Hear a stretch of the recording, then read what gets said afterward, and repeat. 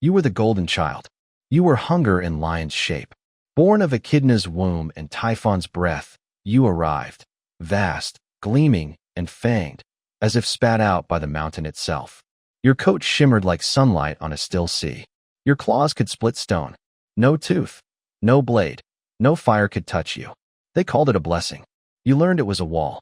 Your brothers and sisters played in the dust, Hydra with its snapping, endless heads, Chimera with its fire-dripping jaws, Cerberus with 3 perfect faces.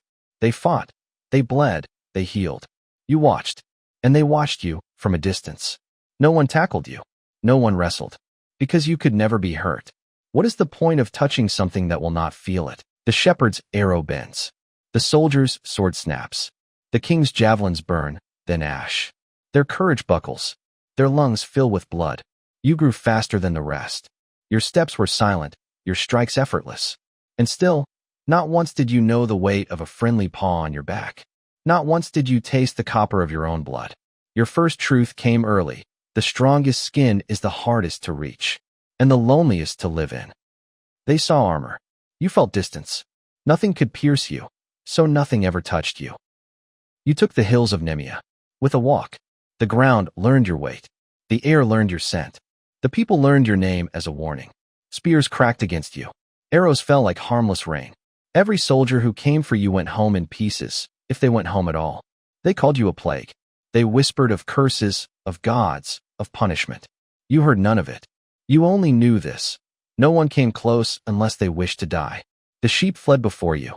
The shepherd stayed behind, long enough to scream. Your cave, hidden in the rocky belly of the hills, was a kingdom with 2 gates. One to enter, one to escape. A perfect design for a beast no one could touch. And yet, the victories felt hollow. Every hunt ended the same. Just the silence after something weaker had fallen.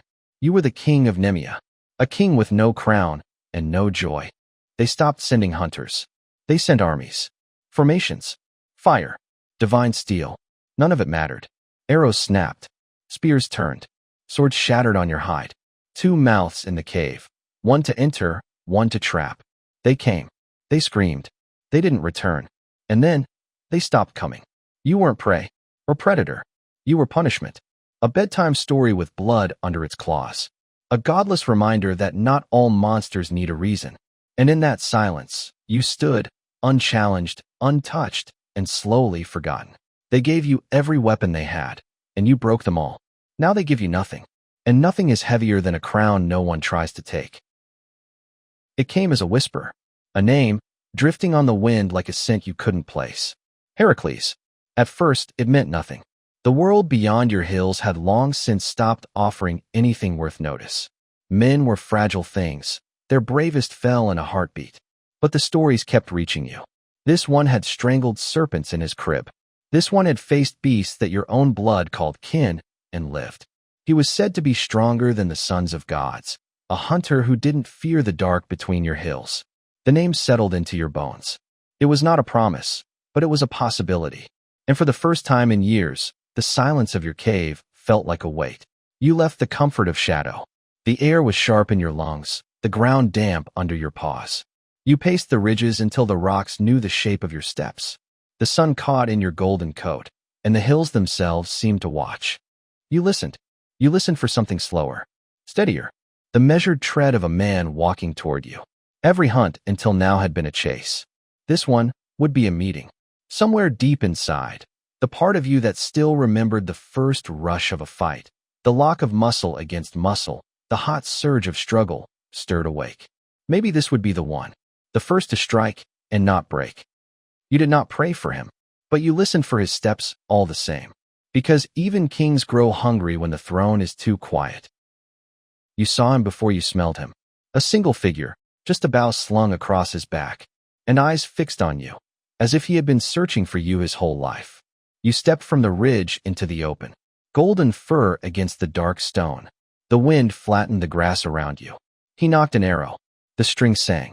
The shaft struck and bounced harmlessly into the dirt. A second followed, then a third.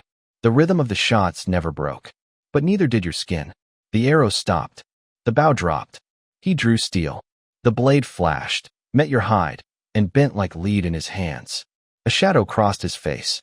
It was the narrowing of a hunter who had learned something. The club came next.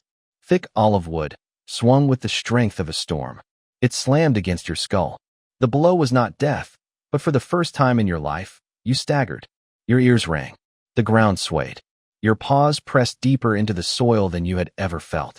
That rarest of things, pain, flickered through your head like fire. You roared. In recognition, he moved toward the cave. You followed, muscles rippling with the promise of the fight you had dreamed of. Then, the sound. The scrape of stone against stone. One mouth of your den sealed shut. He was blocking your escape.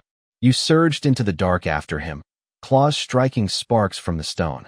This was no longer about hunger. No longer about territory. This was the meeting you had been waiting for. At last, a hand that did not break. A blow that made the earth sway beneath you. You had found the one worth closing the gates for. The cave walls closed around you. Every step forward narrowed the space until there was only him. And you. You lunged. Your claws tore the air. Your weight crashed into him like a boulder rolling downhill. Then his arms locked around your neck. At first you shook him, hard enough to split stone. Your paws smashed the ground, claws scrabbling for grip. But his arms only coiled tighter, muscles swelling like roots breaking through rock. Pressure built fast. Too fast. Your windpipe ground against bone. Each breath came shorter, sharper, hotter. You slammed him into the wall. Once, twice, trying to break his hold. Your claws scraped furrows into the cave floor.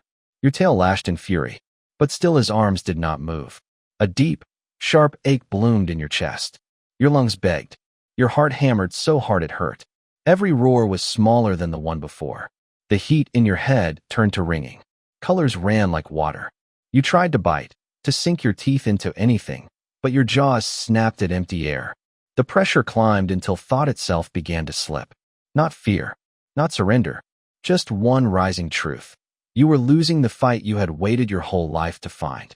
The darkness surged in like a tide. Your legs buckled. The cave floor tilted. The roar in your throat broke into a ragged gasp, and then into nothing at all.